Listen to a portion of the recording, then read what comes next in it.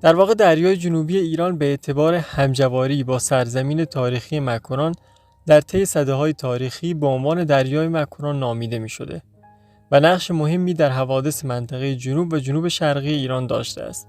بندرهای آن نیز از دیرباز جایگاه تجاری ممتازی در منطقه داشتند.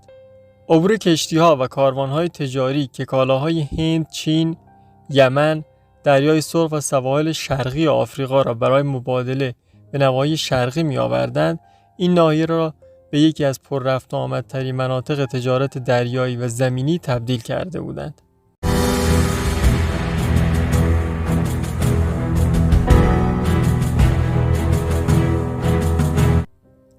در این مقاله تلاش ما بر اینه که با استفاده از منابع تاریخی و جغرافیایی پیشینه تاریخی دریای مکران رو مورد بررسی قرار بدیم و علت تغییر نام تاریخی مکران پس از قرنها به عمان رو همراه با نقش استعمار انگلیس در این تغییر تاریخی مورد بررسی و کندوکاو قرار بدیم تا معلوم بشه که چرا از زمانی که پای کشورهای استعماری به اقصا نقاط دنیا من جمله آسیای مرکزی باز شد، بسیاری از کشورها تجزیه و اسامی تاریخی و جغرافیایی اونها تأخیر کرد.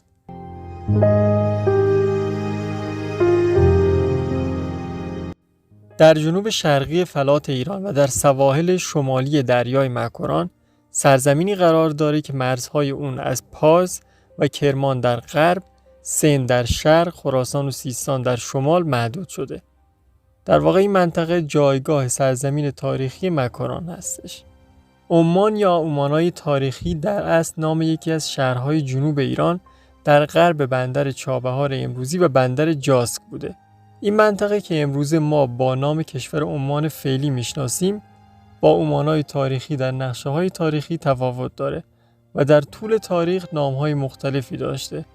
اما کشور عمان فعلی در گذشته تاریخ با نام استان مازون شناخته می‌شده که در برهه‌هایی از تاریخ بخشی از ساتراپ‌های کشور ایران به حساب می اومده. در دوران ساسانیان استان مازون یک ساتراپ از این امپراتوری به حساب می اومد که کشورهای بحرین، قطر، امارات متحده عربی و نیمه شمالی عمان فعلی رو در بر می گرفت. در منابع جغرافیایی قدیم همواره از دریای جنوبی ایران با نام دریای مکران نام برده می شده. مکران نامیه که حتی در سنگ‌نوشته بیستون از دوران هخامنشی و همچنین سنگ‌نوشته‌های ساسانی دیده میشه. بنابر گواهی منابع تاریخی از قدیمترین روزگاران، این بخش از دریای بزرگ جنوبی ایران همواره دریای مکران خوانده میشده.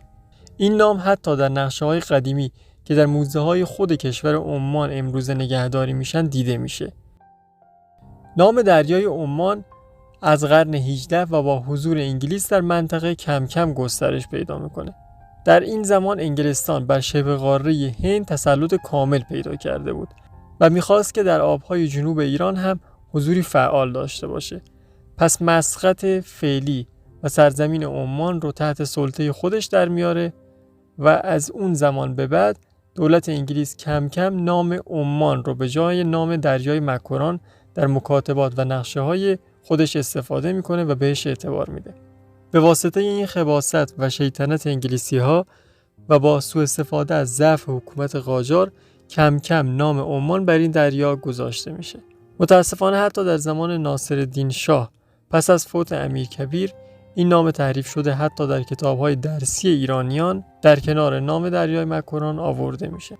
اهمیت ترانزیتی و تجاری این منطقه و این دریا برای کشورهای دور و برش بسیار زیاده و در کشور ما ایران بندر راهبردی چابهار تنها بندر اقیانوسی کشورمون به حساب میاد که در شمال همین دریا قرار داره.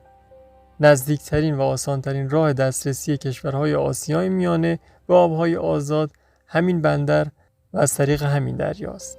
پس میشه گفت با توجه به این که بیشترین خط ساحلی حاشیه این دریا متعلق به ایران و سرزمین باستانی و تاریخی مکران هستش و تمدن‌های باشکوهی در حاشیه پهنه آبی شکل گرفتن، شایسته است نام مکران برای این پهنه سرزمینی و آبی استفاده بشه. این نام به هیچ عنوان قابل قیاس نیست با نام سرزمینی بی‌هویت که قرنها تحت قیمومیت و خراجگزار حکومت‌های ایرانی بوده و جمعیت و وسعت به مراتب کمتری هم نسبت به مکران داشته. میبایست پژوهشگران و نویسندگان تاریخ ما هم از این نام تاریخی استفاده کنند. در حقیقت نام عمان تنها یک نام تجاری پس از یورش کشوری به کشور دیگه هستش که بر روی این آبها گذاشته شده و پشتوانه تاریخی و تمدنی کافی رو نداره. این جهل بزرگ تاریخی سبب شده که برخی کشورهای منطقه به این توهم برسن که میتونن با تحریف نام خلیج همیشه فارس این نام تاریخی رو هم به مرور تغییر بدن.